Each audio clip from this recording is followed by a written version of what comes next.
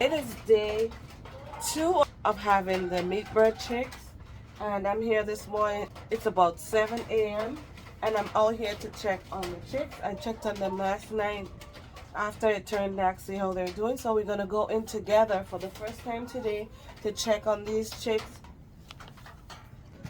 Let's see. Good morning, good morning. Good morning, good morning. And what I do is I count them every day, and we have one fatality so far. Oh, that one just didn't make it. This one is not doing too well either. And these were the two that I was watching yesterday, I guess. Oh,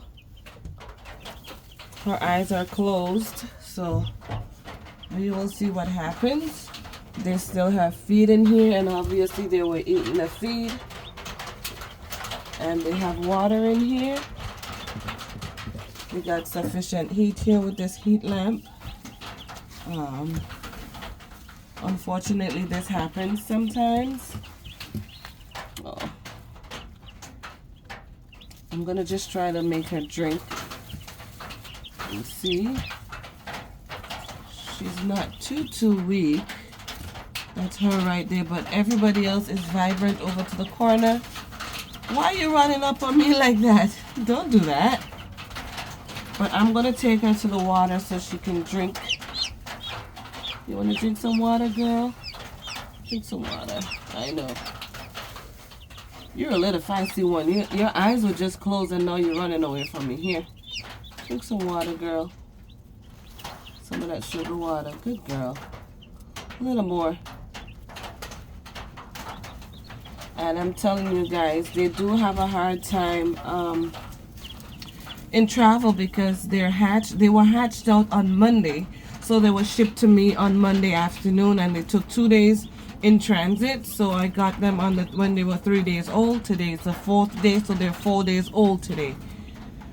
I'm gonna keep checking in on them. I won't be surprised if she doesn't make it, and that's okay because it's a part of this process. Sometimes you lose a couple, and I'm used to that. So I'm gonna keep an eye, keep checking on them, and making sure that she's actually get into the water.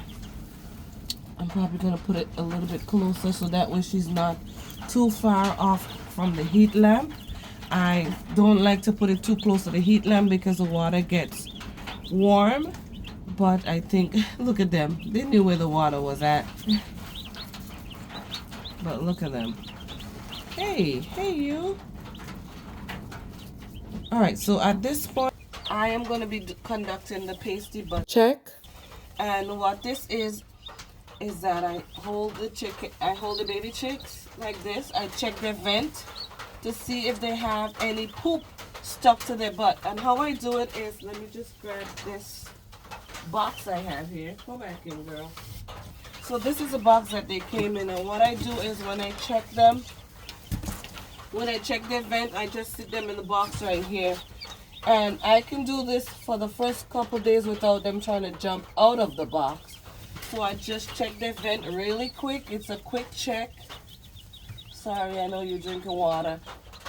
This one does have some poop back here, but it's not covering the vent, so I'll just let it be. And if it was actually covering the opening of the vent, what I usually do is I come out here with some warm water in a bucket,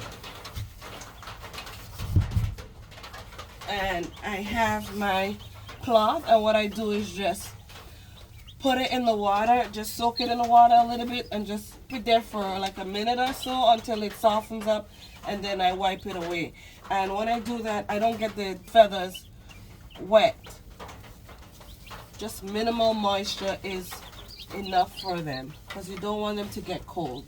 So I'm going to check all these chickens. Now we're at 14. I started off with 15, and now we have 14 chicks. So I'm going to check all 14 of them just to see how they're doing. And this check I do for 1 full week. What's going on here? Okay, so this one does have pasty butt, so I'm gonna have to do this one. The vent is blocked, and so this chicken can actually die if this is not removed. And this is why you have to do this with baby chicks when you receive them, or when they're hatched. So I do this for up to a week and see how they're doing. Sometimes this resolves itself before a week is up.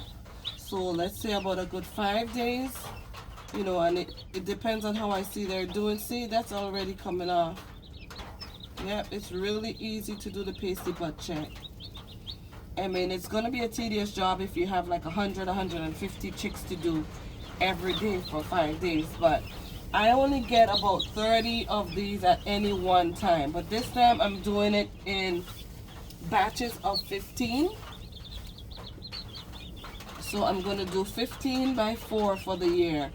And why I start this early in the year is because, one, I have the adequate space for it and I can provide the conditions that they need, because this is outdoors.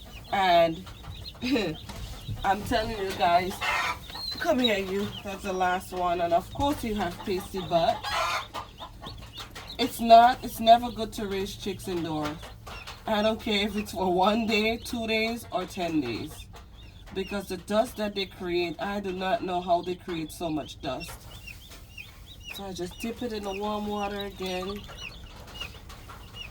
Sit it there for a few seconds to loosen up that poop.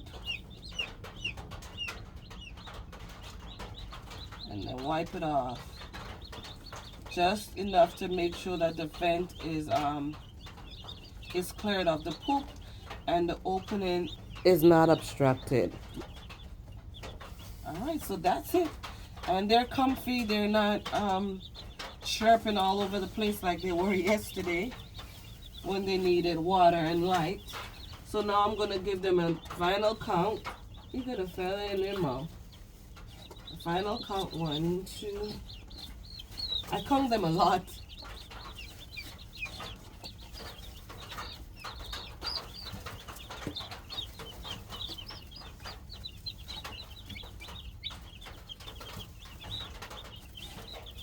Ten, 11, 12, 13, 14.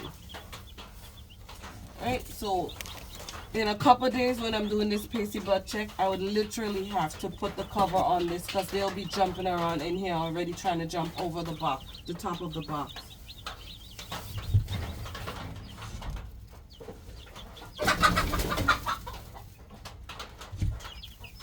Oh, these layers are out here acting up. What I also do is I come out with a quart of water in case I have to refill. And at this time I'm not going to refill because there's a good amount of water here. It's still the sugar water. So I'm just going to keep this in here. They can't get to it. So once I'm coming to refill again, the water is already in here. But normally I take it from inside of the house so that way it's not cold and the water temperature is already regulated for refilling the water here. They don't need any feed right now. And I was saying earlier, the reason why I get the chicks at this time of the year, because for us it's easier for us to process these birds when it's cooler out. I'm gonna get a couple batches in the spring, and so in 6 to 8 weeks they'll be ready for harvesting, right? And then in the summertime they'll be all gone. But the good thing about the summer is when you're getting baby chicks, the survivability rate is much better because it's warmer out. Because while in transit, they don't provide heat for them. And so by the time they get here, they're still looking good. The fertility rate is less. And look at this one in the water. This is what I was talking about yesterday. These layers are trying to go up to the nest box to lay their eggs this morning. I don't know if you can see her get into her nest box. But and so we are going to do a couple more batches in the late summer to fall.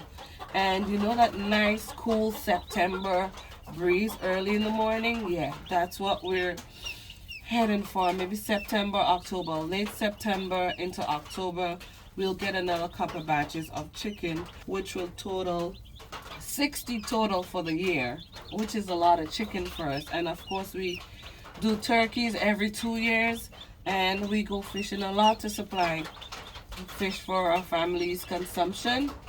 And so this is just our lifestyle, and you know how we provide a reliable source for obtaining our meats and most of our food. This is just how we go about doing it. So this is it for the chickens. I've lost one so far. Maybe I'll lose another one at the way things are looking. I hope not. She's there, just there under the heat lamp. Hey, you don't want any heat? Look y'all. Hi. What's going on? What are you trying to tell me, huh? You need to get back under that heat. So I'm not gonna stay here too much longer because I want to maintain the temperatures in here. But I gotta keep checking, making sure that these birds are okay, y'all. So I'm gonna check them again in another couple hours and see what happens. Maybe I'll give her, this one's closing her eyes too. That one is too. They sleep a lot too. So I hope that's just the case. But they're at the water drinking because I brought it closer to where they're gathering at the heat lamp, which is right up above their heads. So it's really nice and toasty in this brooder box. It's not messy, so I don't have to clean it up today. Like I said, I'm just going to leave that water here so I can refill the water later on today. The pasty butt check is already done, so I'll remove this out of here.